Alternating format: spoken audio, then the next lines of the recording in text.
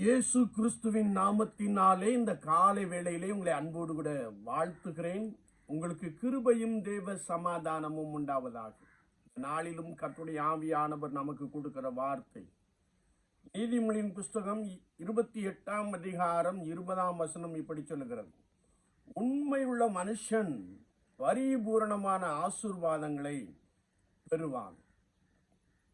உண்மையுள்ள மனுஷன் பரிபூரணமான ஆசீர்வாதங்களை பெறுவான்.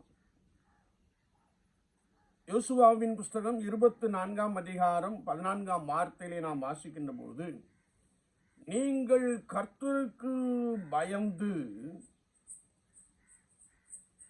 அவரை உண்மையாய் சேவிப்பீர்களே ஆனால் என்ற ஒரு வசனத்தை நாம் வாசிக்க முடியும். ஏனென்றால் இஸ்ரவேல் ஜனங்கள் தேவனை விட்டு விலகுகிற காரியங்கள் இருந்ததை குறித்து நாம் வேதத்திலே வாசிக்க முடியும். அவர்கள் அந்நிய தேவர்களுக்கு செவி சாய்த்தார்கள். எனவே யோசுவா இஸ்ரவேல் ஜனங்களை பார்த்து, நீங்கள் கர்த்தருக்கு பயந்து அவரை உத்தமமும் உண்மையுமாய் சேவித்து அவரை நோக்கி பார்ப்பீர்கள் என்றால் ஆண்டவர் உங்களை தொடர்ந்து வழிநடத்த போதுமானவராக இருக்கிறார்.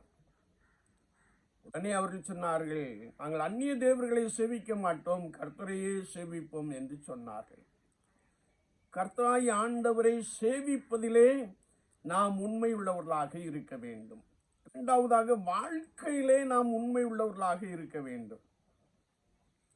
எசேக்கியா ராஜாவை நாம் எடுத்துக்கொள்ளுகின்ற பொழுது, கர்த்தாவே, நான் உமக்கு முன்பாக உண்மையும் மன உத்தமமாய் நடந்து உமது பார்வைக்கு நலமானதை செய்தேன்.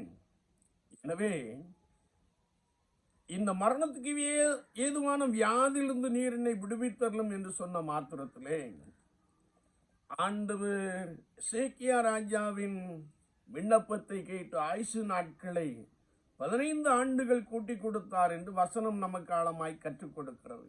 எனவே நாம் விசுவாச வாழ்க்கையிலே கர்த்தருக்கு முன்பதாக உண்மை உள்ளவர்களாக இருக்க வேண்டும்.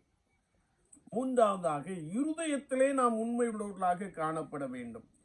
கர்த்தர் ஆபிரகாமின் இருதயத்தை உண்மை உள்ளதாக கண்டார் என்று வசனம் நமக்கு தெளிவாய் கற்றுக் கொடுக்கிறது. ஆண்டவர் ஆபிரகாமை பார்த்து, நீ இருக்கிற இந்த தேசத்தை விட்டு புறப்பட்டு போ என்று சொன்ன மாத்திரத்திலே அவன் தான் போகிற தேசம் இன்னதென்று அறியாதபடி ஆண்டவருடைய சத்தத்திற்கு, ஆண்டவருடைய வார்த்தைக்கு கீழ்ப்படிந்து நடந்தான். அவன் இருதயம் கர்த்தருக்கேற்ற ஒரு இருதயமாய் காணப்பட்டபடியினாலே ஆண்டவர் ஆபிரகாமை ஆசீர்வதித்தார்.